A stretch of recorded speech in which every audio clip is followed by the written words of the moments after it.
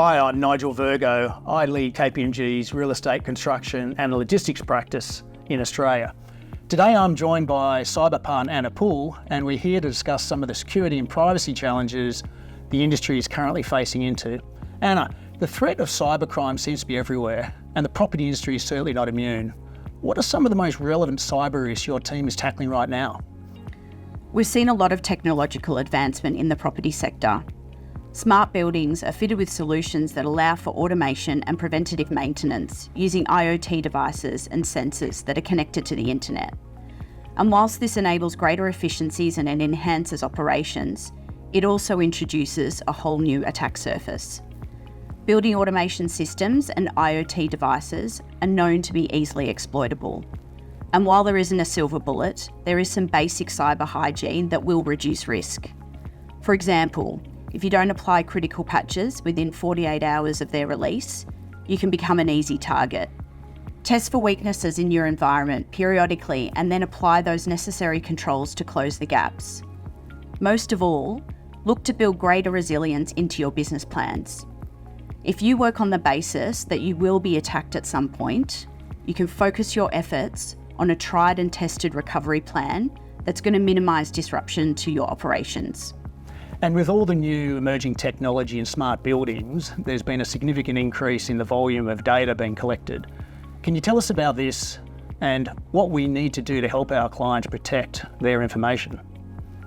This is a really interesting topic, and I think it's got many layers to it. The one that I find most concerning is the use of people counter technology.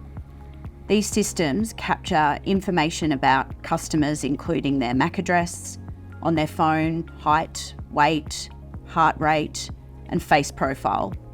And whilst this data provides incredible insights into, what's happening with the customer's experience, for example, at a retail store, there are major privacy implications with collecting this type of information.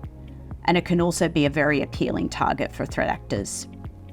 Now, many cyber programs assume that this data is being classified properly and stored in the right place, which in our experience, it typically isn't. We help our clients understand what data they're holding, where it is located, and how to protect it to ensure that they don't end up being the next big name in the news. Obviously, the reputational damage, if this type of information was to be breached, could be significant. Never mind those privacy implications that would be associated with it. The Security of Critical Infrastructure legislation, SOCI, has imposed various cyber obligations on many industries. How do you see this impacting the property sector? The property industry is not currently classified as critical infrastructure. However, properties and precincts which house operators of critical infrastructure assets are considered critical suppliers. Third parties continue to be a major risk for critical infrastructure organisations and are an easy target for threat actors to gain access to those bigger players. If it hasn't happened already, critical infrastructure organisations will start to impose various cyber obligations on their third-party suppliers, which will drive uplift and maturity in the market, but there will be a flow-on effect in terms of requirements for facility operators, for example, to perform background checks on key personnel. And people will need to consider how they're going to handle this, because it'll be a significant undertaking, and also who's going to pay for it.